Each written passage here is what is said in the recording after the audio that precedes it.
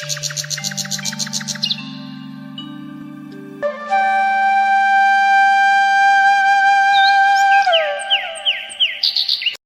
व्यापारी था जो अपने आप को बहुत बुद्धिमान समझता था। वह शहर में घूम घूम कर अपना सारा माल बेचता था और व्यापार करता था।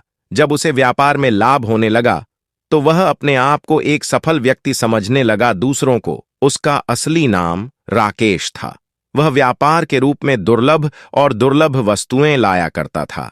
देखने वाले इन वस्तुओं को देखकर आश्चर्यचकित हो जाते थे और मुंह मांगी कीमत पर खरीद लेते थे। एक दिन वह बाजार में बैठा अपने मित्र से बातें कर रहा था। एक पक्षी उसके पास एक गौरैया उसके पास से गुजरी जो गा रही थी, सोने की चिड़िया, जादुई चिड़िया, घड़ी बजाती है, अंडा देती है।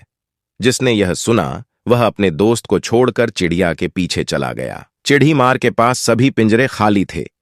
केवल एक पिंजरे में एक खाकी पक्षी अपने पंख फड़फड़ा रहा था। व्यापारी चलते चलते सोचने लगा कि मुझे सोने की चिड़िया खरीदनी चाहिए। अगर यह सचमुच सोने के अंडे देती है तो मुझे ऐसा करने की जरूरत नहीं है। इतनी मेहनत करनी पड़।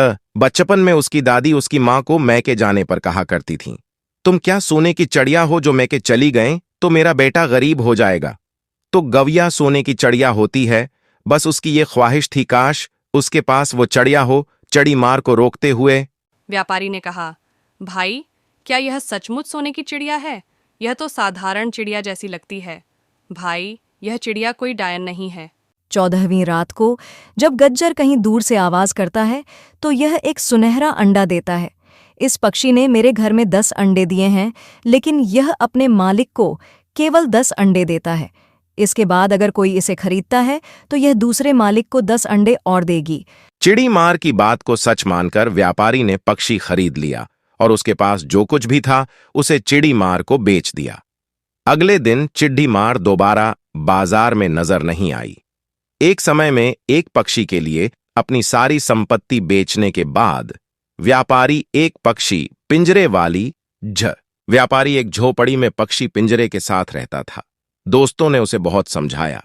उसने घाटे का सौदा किया है और धोखा खाया है, मगर सौदागर का कहना था वो बहुत समझदार है, वो कभी घाटे का सौदा नहीं करता।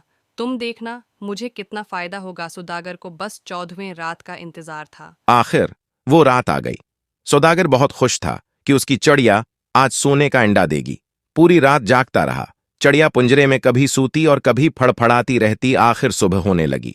आखिरकार सुबह की घंटी बजी और व्यापारी को नींद आ गई।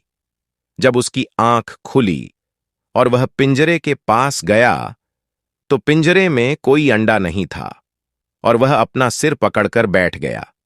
आत्मविश्वास, घमंड और अहंकार कभी-कभी इंसान को पछतावा कराता है।